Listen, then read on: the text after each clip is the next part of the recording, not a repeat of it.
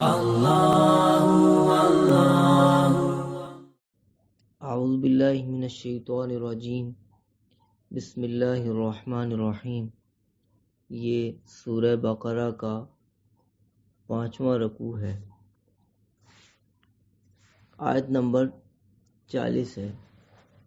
یا بنی اسرائیل اذکروا نعمتی التی انعمت علیکم واوفوا بعہدی اوفی بعہدکم وایای فارہبون۔ سورہ بقرہ کی ابتدا قرآن کریم کی حقانیت سے ہوئی کہ یہ کتاب ایسی ہے جس میں کوئی شک نہیں۔ پھر اس کے بعد اللہ تعالیٰ نے 3 گروہوں کو بیان کیا، ایک مومنین متقین، دوسرے کفار اور تیسرے منافقین۔ پھر کفار جو ہیں وہ 2 طرح کے تھے، ان کی 2 طرح کی جماعتیں تھیں۔ ایک وہ لوگ تھے جو بت پرست تھے اور ان پڑھ سمجھے جاتے تھے، امی قرار دیے جاتے تھے، اور ایک وہ لوگ تھے جو اہل کتاب شمار ہوتے تھے، یعنی حضرت موسیٰ علیہ السلام کے پیروکار تھے یا حضرت عیسیٰ علیہ السلام کے پیروکار تھے۔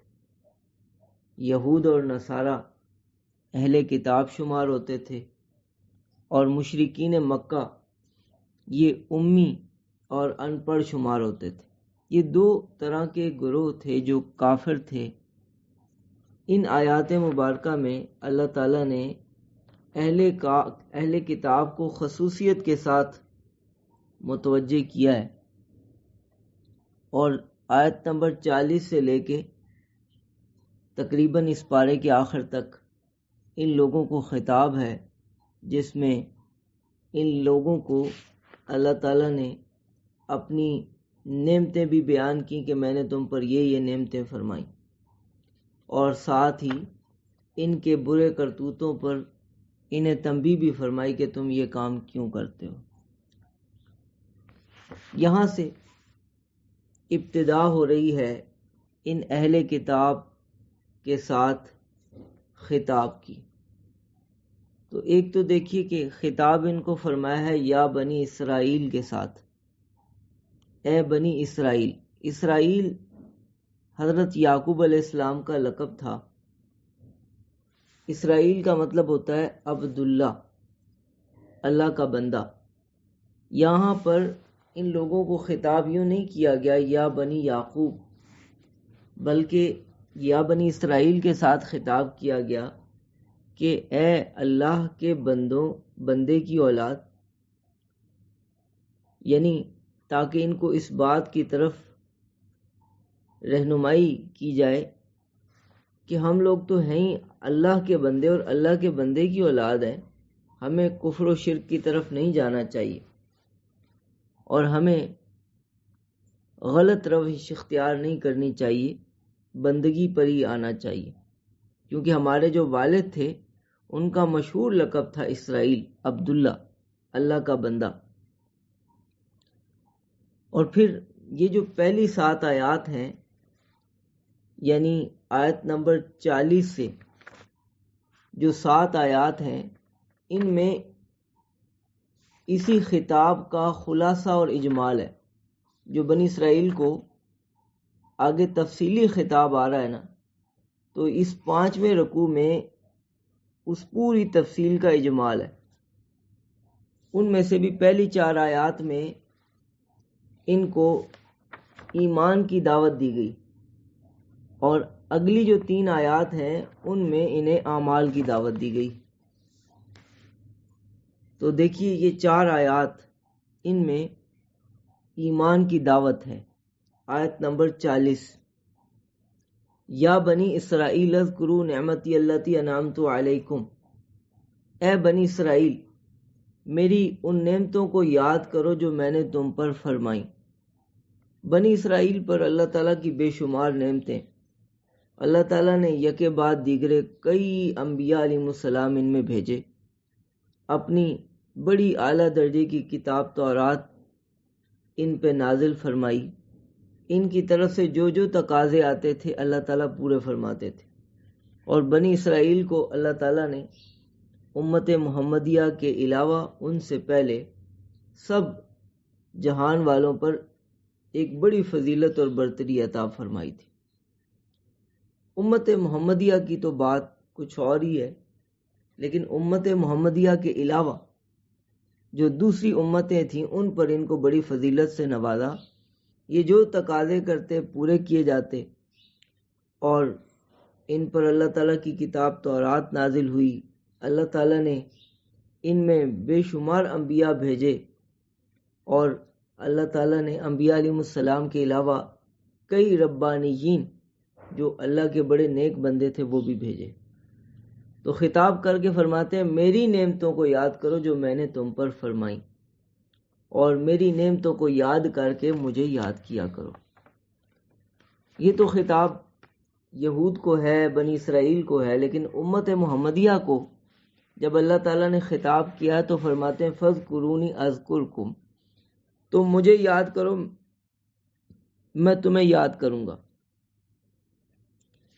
واضح فرق ہے کہ جو دوسری امتیں ہیں، دوسری جماعتیں ہیں، وہ اللہ تعالیٰ کے احسانات اور اللہ تعالیٰ کے انعامات کو سوچ کر اللہ کو یاد کرتے ہیں، لیکن امت محمدیہ کی خصوصیت یہ ہے کہ وہ اللہ تعالیٰ کے انعامات اور احسانات کو یاد تو رکھتے ہیں، لیکن وہ بلا واسطہ اللہ تعالیٰ کو پہچانتے ہیں اور اللہ تعالیٰ سے محبت رکھتے ہیں۔ والذین آمنوا اشد حبا للہ، جو ایمان والے ہیں وہ اللہ تعالیٰ سے بہت شدید محبت رکھتے ہیں۔ وہ صرف احسانات اور انعامات کی وجہ سے محبت نہیں رکھتے، بلکہ اللہ کی عظمتوں کی وجہ سے اللہ تعالیٰ سے بڑی محبت رکھتے ہیں۔ وَأَوْفُوا بِعَهْدِی أُوفِ بِعَهْدِکُمْ، اور تم میرے وعدے کو پورا کرو میں تمہارے ساتھ وعدے کو پورا کروں گا۔ اسی طرح کا خطاب اللہ تعالیٰ نے سورہ مائدہ میں بھی دیا ہے، اوفو بالعقود، کہ وعدوں کو پورا کرو، عقود کو پورا کرو۔ جہاں پر یہ لفظ آتا ہے نا کہ میرے ساتھ وعدے کو پورا کرو، اس سے مراد ہوتا ہے سب سے پہلے عہد الست۔ اللہ تعالیٰ نے تمام ارواح کو عالم ارواح میں جمع کیا اور ان سے کہا الست بربکم، کیا میں تمہارا رب نہیں ہوں؟ سب نے جواباً کہا بلا، کیوں نہیں، آپ ہمارے رب ہیں اور ہم آپ کے بندے ہیں، جیسے آپ حکم فرمائیں گے ہم پورا کریں گے۔ لیکن بندوں نے کیا کیا؟ نافرمانی۔ اللہ تعالیٰ نے بندوں کو بھیجا، بندوں نے نافرمانی کی، تو اللہ تعالیٰ اسی وعدے کو یاد کرواتے ہیں اور بار بار اس کو پورا کرنے کی تاکید فرماتے ہیں۔ اوفو بعہدی، میرے وعدے کو پورا کرو، اوف بعہدکم، میں تمہارے ساتھ وعدے کو پورا کروں گا، یعنی تمہیں جنت میں داخل کروں گا، بے شمار نعمتوں سے نوازوں گا، تمہاری یہ زندگی بھی بڑی خوشگوار اور بڑی نعمتوں سے بھرپور زندگی عطا فرماؤں گا، تو میرے ساتھ وعدے کو پورا کرو۔ اس میں پورا دین ہی آ جاتا ہے، کیونکہ پورا دین اللہ تعالیٰ کی فرما برداری کا پورا ایک طریقہ ہے۔ وَإِيَّايَ فَارْهَبُونَ، اور مجھ ہی سے ڈرو، کسی اور سے ڈر کر میری بندگی نہ چھوڑو، مجھ ہی سے ڈرو اور میری بندگی اختیار کرو۔ وَآمِنُوا بِمَا أَنزَلْتُ مُصَدِّقًا لِمَا مَعَكُمْ، اور جو میں نے نازل کیا ہے قرآن کریم اس پر ایمان لے آؤ۔ مصدقا لما معکم، اس حالت میں کہ وہ تصدیق کرنے والا ہے اس کتاب کی جو تمہارے پاس، تورات کی تصدیق کرتا ہے قرآن کریم، تو اس پر ایمان لے آؤ۔ ایک کتاب کا دوسری آسمانی کتاب کی تصدیق کرنا، یہ اس بات کی دلیل بنتا ہے کہ یہ بھی آسمانی کتاب، یہ بھی اسی طرف سے آ رہی ہے جس طرف سے یہ پہلی کتاب آئی، اور پھر اس میں مزید وضاحتیں اور تفصیل اور مزید اس میں برکات اور ہدایت، تو اس پر ایمان لے آؤ۔ یہ اس کے واضح طور پر اللہ تعالیٰ کی طرف سے ہونے کی نشانی اور دلیل ہے۔ وَلَا تَكُونُوا أَوَّلَ كَافِرٍ بِهِ، اور تم اس کے پہلے انکار کرنے والے نہ بنو، کیونکہ اگر تم انکار کرو گے تو تمہارے پیچھے جتنے بھی انکار کریں گے وہ تمہاری روش اختیار کرتے ہوئے انکار کریں گے اور تمہاری پیروی کرتے ہوئے انکار کریں گے، اور ساروں کا وبال پھر تم پر پڑے گا۔ جو انسان بھی کوئی برا کام کرتا ہے تو اس برے کام کے پیچھے جتنے بھی لوگ برا کام کرتے ہیں اس کو دیکھ کر ان سب کا گناہ اس آدمی پر پڑتا ہے۔ جیسے قابیل نے قتل کیا تو جتنے بھی قتل کرنے والے ہیں سب کا گناہ قابیل کی گردن پر۔ اس طرح جو بھی کفر کرتا ہے تو جو سب سے پہلے کفر کرنے والے ہیں ان پر ان بعد میں کفر کرنے والوں کا وبال اور گناہ پڑتا ہے۔ تو فرماتے ہیں اول کافر نہ بنو، پہلے منکر نہ بنو، ولا تشتروا بآیاتی ثمنا قلیلا، اور میری آیتوں کے بدلے میں تھوڑا سا ثمن، تھوڑی سی قیمت نہ لے لو، کہ اللہ تعالیٰ کی آیتوں کو بدل ڈالو، ان کا انکار کر ڈالو سرداری کی خاطر، لوگوں کی آؤ بھگت کی خاطر، لوگوں کے ہدیوں اور تحفوں اور لوگوں کی تھوڑی سی تعریف کی خاطر، اور وہ جو تمہیں لالچ دیں، تمہیں رشوت دیں، پیسے دیں، اس کی خاطر۔ اللہ تعالیٰ کی آیات میں تحریف نہ کرو، ان کا انکار نہ کرو، یہ تو ان کے بدلے میں دنیا کی چیزوں پر راضی ہونا ہے، اور دنیا پوری کی پوری بھی اللہ کی آیات کے مقابلے میں سمنے قلیل ہے، تھوڑا سا سامان۔ لہذا اگر کسی کو بادشاہت بھی ملے اور وہ اللہ کی آیات کو بدل دے تو سمجھ لے کہ اس نے اللہ کی آیات کے بدلے میں بہت تھوڑی سی چیز لے کر اللہ کی آیات کو بدل ڈالا۔ وَإِيَّايَ فَاتَّقُونِ، اور مجھ ہی سے ڈرو، وَلَا تَلْبِسُوا الْحَقَّ بِالْبَاطِلِ وَتَكْتُمُوا الْحَقَّ وَأَنْتُمْ تَعْلَمُونَ، اور حق کو باطل سے خلط نہ کرو، حق کو باطل کے ساتھ نہ ملاؤ اور حق کو نہ چھپاؤ، وَأَنْتُمْ تَعْلَمُونَ، جبکہ تم جانتے ہو۔ تو ایسا نہ کرو، حق کو باطل کے ساتھ ملانا، حق کو چھپانا، یہ کام نہ کرو۔ نبی کریم صلی اللہ علیہ وسلم کی ہستی تمہارے پاس تشریف لائی ہے، تم انہیں پہچانتے ہو، ان کے بارے میں علامات تمہیں معلوم ہیں، تو تم ان علامات کو نہ چھپاؤ اور لوگوں سے اس حقیقت کو پوشیدہ نہ رہنے دو، ان کے سامنے بیان کرو۔ اور یہ کتاب ہدایت تمہارے پاس آئی ہے، تمہیں معلوم ہو رہا ہے کہ یہ حق ہے اور یہ اللہ تعالیٰ کی طرف سے، اور یہ اللہ تعالیٰ کی آخری کتاب اور آخری ہدایت نامہ ہے۔ تو حق کو واضح ہونے کے بعد اب حق کو نہ چھپاؤ، حق کو باطل کے ساتھ نہ ملاؤ۔ تو ان آیات میں اللہ تعالیٰ نے ایمان کی دعوت دی، بنی اسرائیل کو خطاب فرما کر ایمان کی دعوت دی۔ آگے اعمال کی دعوت دیتے ہیں، وَأَقِیمُوا الصَّلَاةَ، اور نماز قائم کرو، وَآتُوا الزَّکاۃَ، اور زکوٰۃ ادا کرو، وَارْکَعُوا مَعَ الرَّاکِعِینَ، اور رکوع کرنے والوں کے ساتھ رکوع کرو۔ نماز قائم کرو، زکوٰۃ ادا کرو اور رکوع کرنے والوں کے ساتھ رکوع کرو۔ نماز کا قائم کرنا یہ ہے کہ انسان نماز کے تمام تر آداب کا، سنن کا خیال کرتے ہوئے نماز کو جماعت کے ساتھ ادا کرے اور نماز پر ہمیشہ مداومت رکھے، کبھی نماز کو چھوڑے نہیں۔ یہ ہے اقامت صلاۃ۔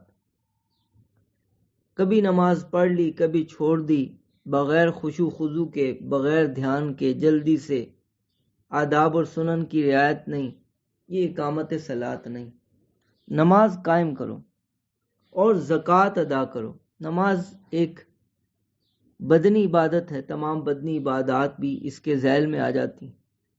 وآتوا الزکاۃ، اور زکوٰۃ ادا کرو، یہ ایک مالی عبادت ہے، تمام تر بدنی مالی عبادات اس کے ذیل میں آ جاتی، یعنی اللہ تعالیٰ کی اطاعت اور فرما برداری کرو، اس کی بندگی کرو تمام تر مالی اور تمام تر بدنی عبادات کے ذریعے سے۔ وَارْكَعُوا مَعَ الرَّاكِعِينَ، اور رکوع کرو رکوع کرنے والوں کے ساتھ۔ یہ جو خطاب ہے یہ امت مسلمہ کو، امت محمدیہ کو خصوصی خطاب ہے، اور یہ خطاب ایسے ہی ہے کہ تم اے اہل کتاب، اگر تم نماز پڑھنا چاہو تو اس طریقے پہ پڑھو جس طریقے پہ امت مسلمہ پڑھتے ہیں، کیونکہ یہود کی جو شریعت تھی اس میں سجدہ تھا، رکوع نہیں تھا، تو نماز کو یہاں پہ تعبیر کیا ہے رکوع کے ساتھ کہ اہل کتاب تم امت مسلمہ کی طرح کی نماز پڑھو اور رکوع کرنے والوں کے ساتھ رکوع کرو اور جماعت کے ساتھ نماز ادا کرو، کیونکہ مع الراکعین اسی وقت ہوگا جب بندہ جماعت کے ساتھ نماز ادا کرے گا۔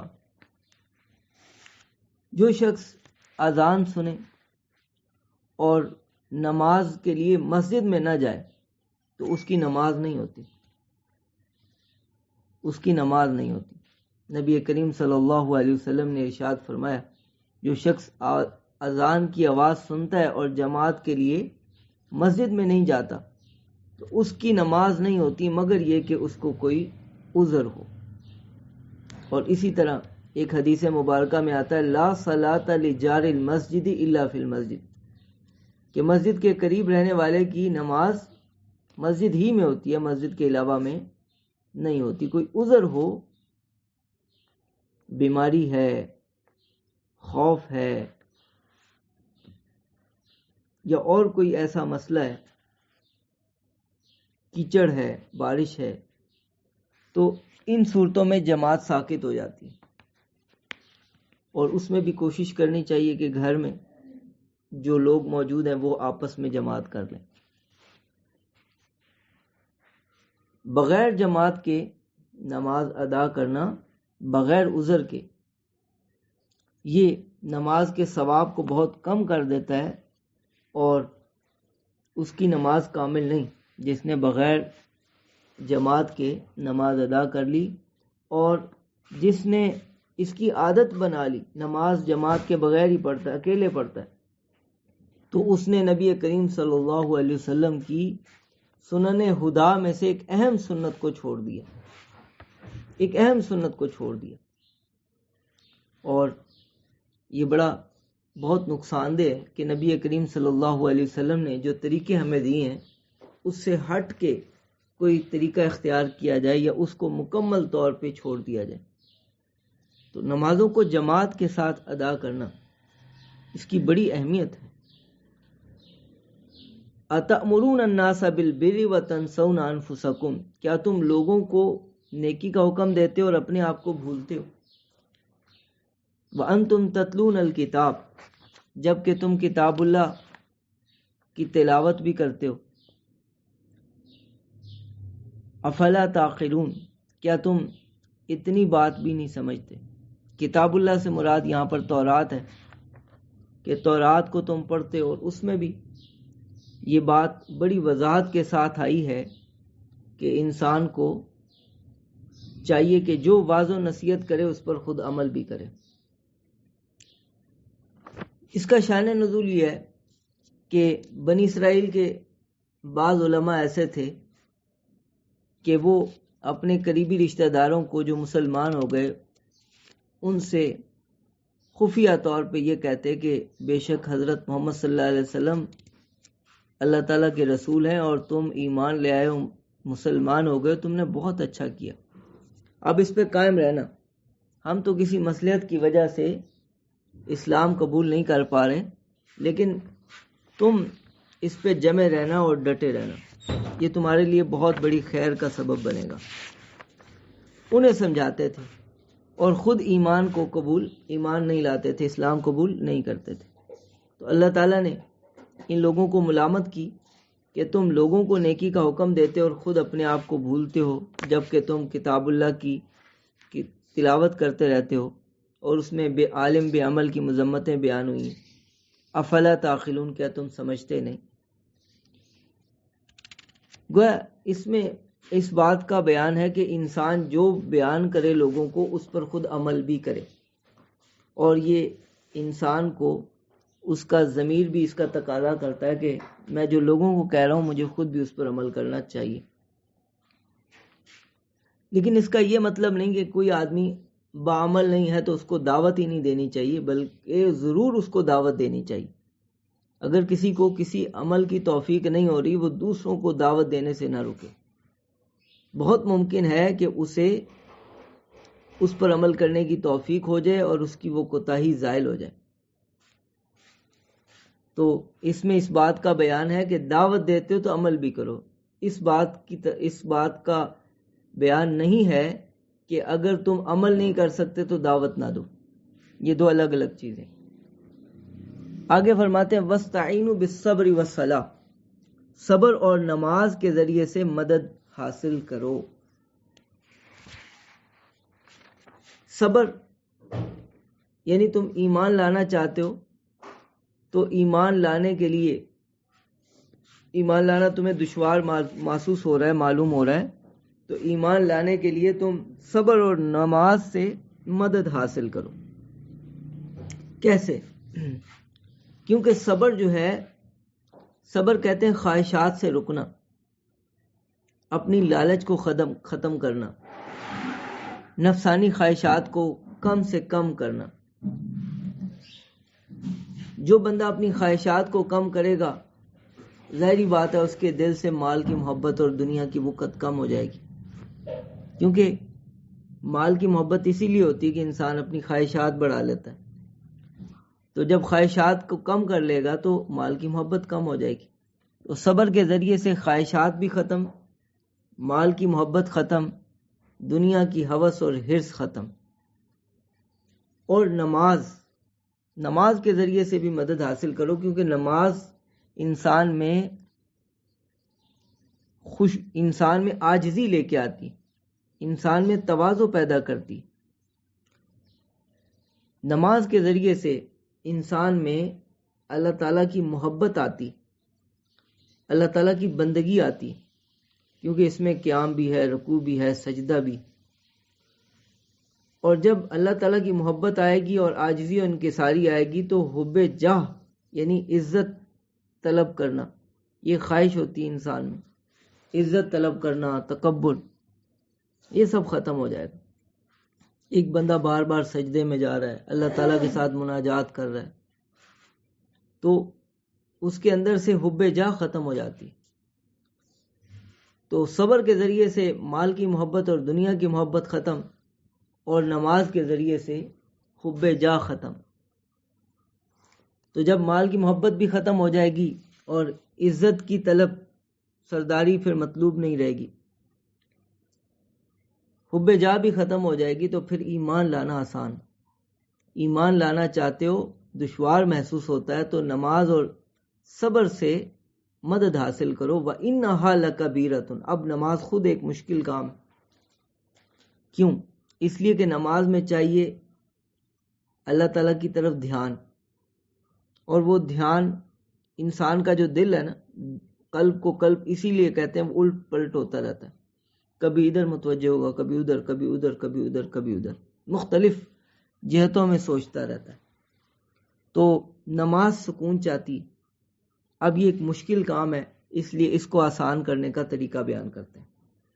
فرماتے ہیں وَإِنَّهَا لَكَبِيرَةٌ، یہ نماز خود ایک مشکل کام ہے، إِلَّا عَلَى الْخَاشِعِينَ، مگر ان لوگوں پر نہیں جو ڈرتے ہیں، جو خشوع اختیار کرتے ہیں، جو اللہ تعالیٰ کی طرف خوب متوجہ ہو کر نماز پڑھتے ہیں۔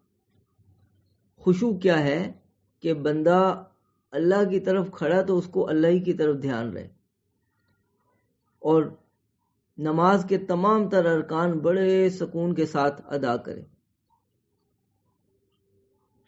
قیام میں کھڑا ہے تو قیام کی طرف اس کو دھیان لگا رہے کہ میں اللہ کے سامنے کھڑا ہوں.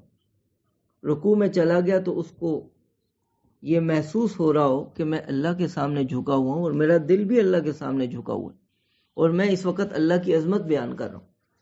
سجدے میں جائے تو اس وقت میں بھی اسے اس بات کا خوب استحضار ہو کہ میں اللہ کے سامنے اپنی پیشانی زمین پہ رکھے ہوئے ہوں اور اللہ تعالیٰ کی عظمتیں بیان کر رہا ہوں. سبحان ربی الاعلی. میرا دل بھی اللہ کے سامنے جھکا ہوا ہے، میرا سر بھی اللہ تعالیٰ کے سامنے زمین پر لگا ہوا ہے اور میں پورا کا پورا اللہ کے سامنے سجدہ ریز ہوں. تو جو بندہ خشوع اختیار کرتا ہے اس پہ نماز بھاری نہیں. اور یہ خشوع کیسے آتا ہے اس کا بھی طریقہ بیان کر دیا. الذین یظنون انہم ملاقو ربہم، جو لوگ یہ یقین رکھتے ہیں کہ وہ اپنے رب سے ملاقات کرنے والے ہیں، وانہم الیہ راجعون، اور وہ اس کی طرف لوٹنے والے ہیں. تو ان لوگوں کو نماز کا خشوع حاصل ہو جاتا ہے کیونکہ ان کا آخرت کی طرف توجہ رہتی. جو آخرت کی طرف متوجہ رہتے ہیں ان کا دل ادھر ادھر نہیں بھٹکتا، ان کا دل اللہ کی طرف متوجہ ہو جاتا ہے. اور جن کا دل اللہ کی طرف متوجہ ہو جاتا ہے ان کو نمازوں کا خشوع حاصل ہو جاتا ہے. اور جن کو نمازوں کا خشوع حاصل، ان کے اندر سے حب جاہ ختم ہو جاتی. عزت طلبی، سرداری، بڑا بننا، یہ چیز ختم ہو جاتی. صبر کے ذریعے سے مال کی، دنیا کی محبت ختم. نماز کے ذریعے سے عزت طلبی، جاہ طلبی ختم، حب جاہ ختم. اور یہ علاج تھا اس بات کا کہ ایمان لانا ان کو دشوار محسوس ہو رہا تھا. اگر یہ کر لو گے تو ایمان. اور جو مومن بھی ان دونوں اعمال کو لازم پکڑے گا تو اللہ تعالیٰ اس کے ایمان کو اور زیادہ مضبوط کر دیں گے. اس کو اللہ تعالیٰ اپنی معرفت عطا فرمائیں گے. کیونکہ نماز ایسی عبادت ہے، ان الصلاۃ تنہا عن الفحشاء والمنکر، نماز بے حیائی اور برائی کے کاموں سے منع کرتی رہتی. تو بندہ بے حیائی اور برائی کے کاموں سے رکتا رہتا ہے یہاں تک کہ وہ اللہ کے بہت قریب ہو جاتا ہے. ان اکرمکم عند اللہ اتقاکم، تم میں سب سے معزز اللہ کے ہاں وہ ہے جو اللہ سے زیادہ ڈرنے والا ہے. اس کا اللہ تعالیٰ سے کنیکشن بن جاتا ہے. اور بزرگان دین فرماتے ہیں کہ تمہاری جو باہر کی حالت ہے وہ نماز کی حالت پر ہونی چاہیے. یعنی جیسی تم نماز میں تمہاری کیفیت ہوتی ہے، نماز کی صفات پر تمہاری زندگی ہو. نماز میں بلا وجہ ہاتھ چہرے پہ نہیں لے کے جا رہے، بلا وجہ کھجلی نہیں کر رہے، ادھر ادھر نہیں دیکھ رہے، کھا پی نہیں رہے. اسی طرح سے نماز کے علاوہ میں جو تمہاری زندگی ہے اس میں بھی ریزرو رہو، اپنے آپ کو روکے رکھو. تو نماز صبر کا سب سے بڑا پیغام ہے کہ اپنی زندگی کو مانیٹر کرو، اپنی زندگی کو بہت محتاط طریقے سے گزارو. تو جو بندہ بھی اپنی زندگی کو اس طرح اچھے طریقے سے گزارتا ہے وہ اللہ کا مقرب ہو جاتا ہے. اور ایک حدیث مبارکہ میں آتا ہے کہ جو شخص گناہوں سے سب سے زیادہ بچنے والا ہے وہ سب سے زیادہ عبادت گزار. اتق المحارم تکن اعبد الناس، گناہوں سے بچ تو سب سے زیادہ عبادت گزار ہو جائے گا. اور نماز سے انسان کو اللہ تعالیٰ کا تصور ہر وقت محسوس ہونے لگ جاتا.